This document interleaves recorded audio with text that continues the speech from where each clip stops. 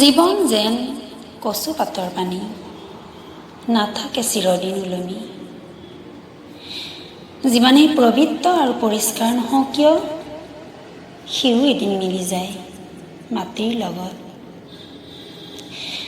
সেয়েহে হয়তো লক্ষাধিক অনুৰাগীৰ মৰম আৰু প্ৰাৰ্থনায়ো ধৰি ৰাখিব নোৱাৰিলে সকলোৰে বুকুৰ আপোন বিশিষ্ট অভিনেতাজনক।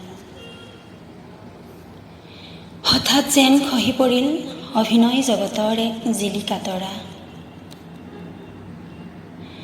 1957 চনৰ পিয়লি ফুকনতেই অভিনয়ৰ পাতনি মেলি শতাধিক নাটত সুখ দুখৰ অভিনয়ে অনুৰাগীৰ হৃদয় জিনিছিল। অৱশেষত বাস্তৱ জীৱনৰ নাটখনৰো যৱনিকা পেলাই চিৰদিনৰ বাবে চকুলো মুদিলে। অন্ত পৰিল চলচ্চিত্ৰ জগতৰ এক সোণালী অধ্যায়।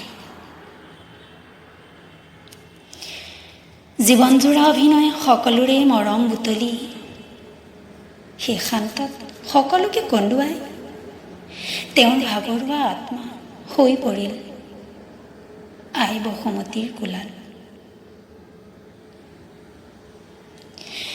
হে স্বনামধন্য শিল্পী, জনাও তোমাক শ্ৰদ্ধাঞ্জলি। তুমি বিহীন এক অপূৰণীয় ক্ষতি। ওম শান্তি, ওম শান্তি।